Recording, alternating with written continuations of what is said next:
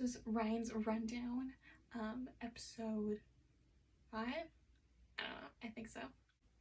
Well, that episode was it was a choice. Hi everybody, welcome back to Ryan's Rundown, a weekly show where I give you the rundown on something that you didn't ask for. Today, we are talking about the absolute chaos and confusion that was RuPaul's Drag Race Season 13, Episode 7. But before we get into that, how fun was last week's episode?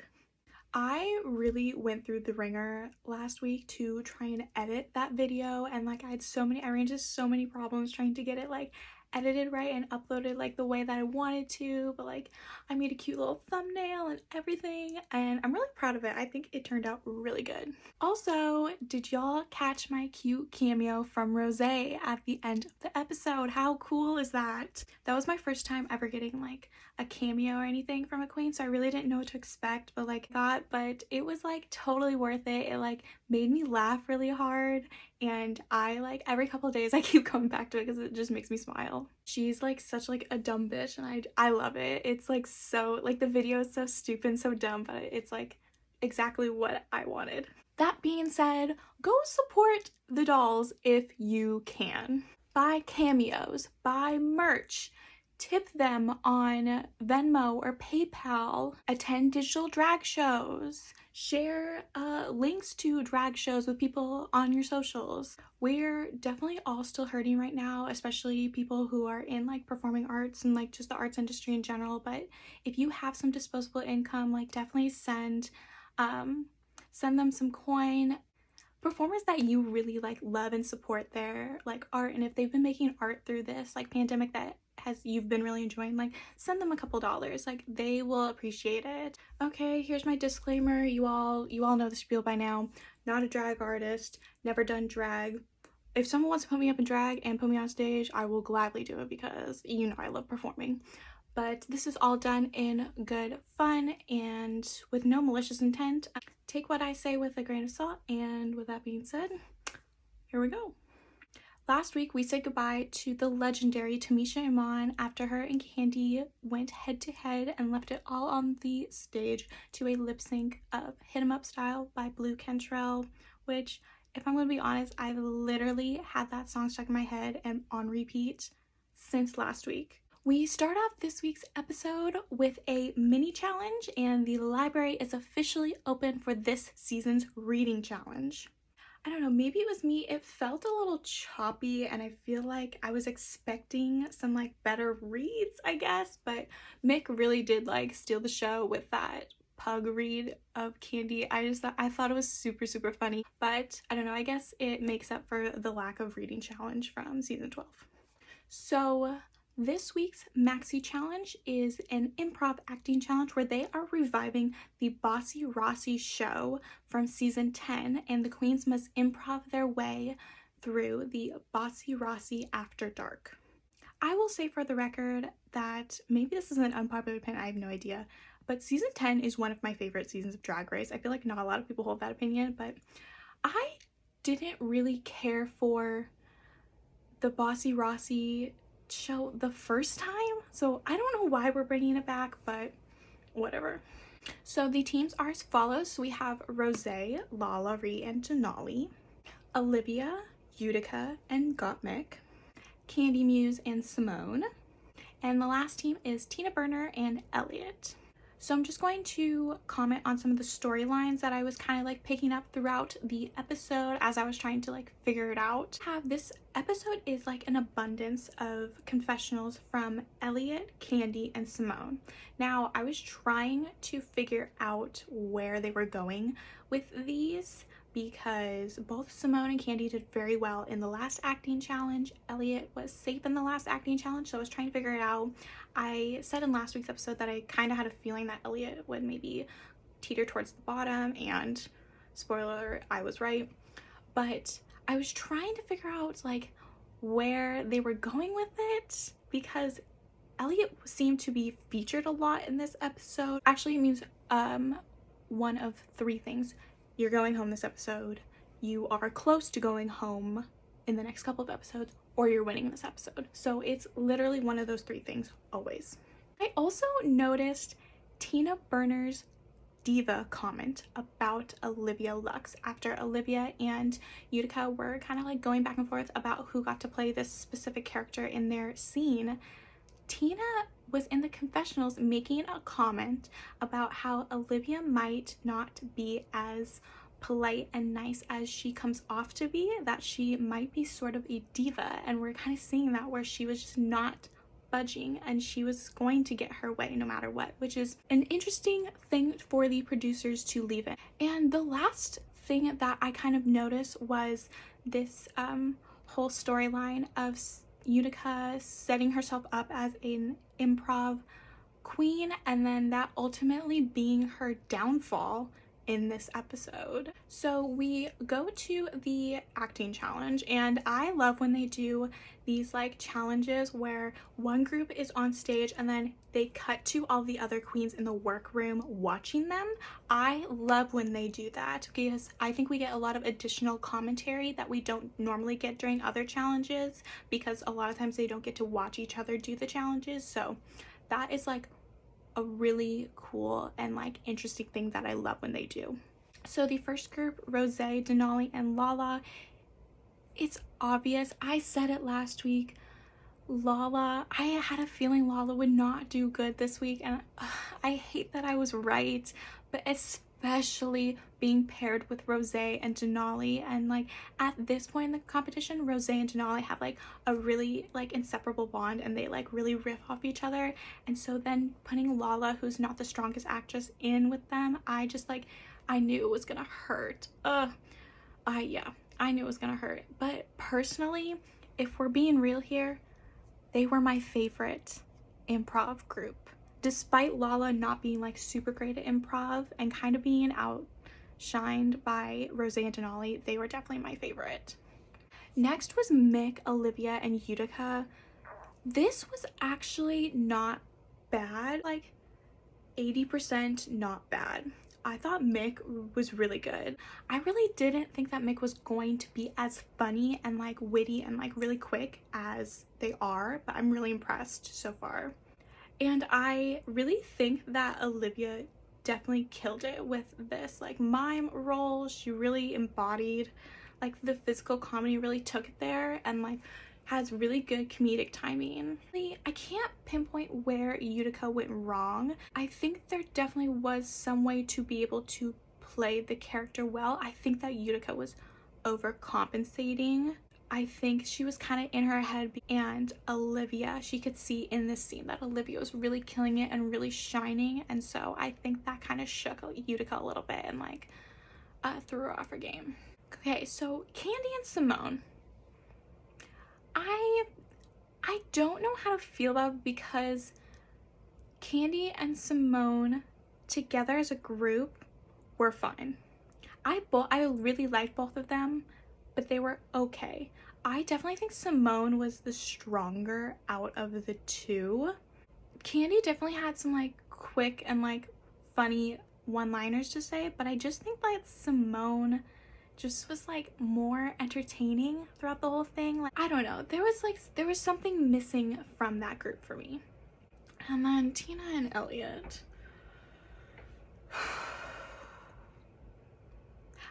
I literally have zero things to say about this. I was so lost in the sauce watching this. Like, obviously Tina was like 10 times better than Elliot, but like it was just like from start to finish, it was just not my fave. It's time for the main stage. Okay, there are still way too many queens in this competition for me to go through every single runway look, but this week's runway was beads. I think the category was Beat It. Great. I applause to whatever VH1 intern came up with that category name. My top 3 runways were Simone. I mean, come on. Simone, come on. Just, oh my god. Oh my god. I have no words. I have 0 words. Denali. Denali was dressed as a freaking chandelier. That's amazing. The fact that Denali like proudly said on TV that she was a kid obsessed with lamps, I love that. I love that. And my third top look of the week was Utica's. I don't know why, I like really love this like bloody bride, like distressed, shattered gown. It was cool. Nobody else did anything remotely similar to it, so I thought it was really interesting.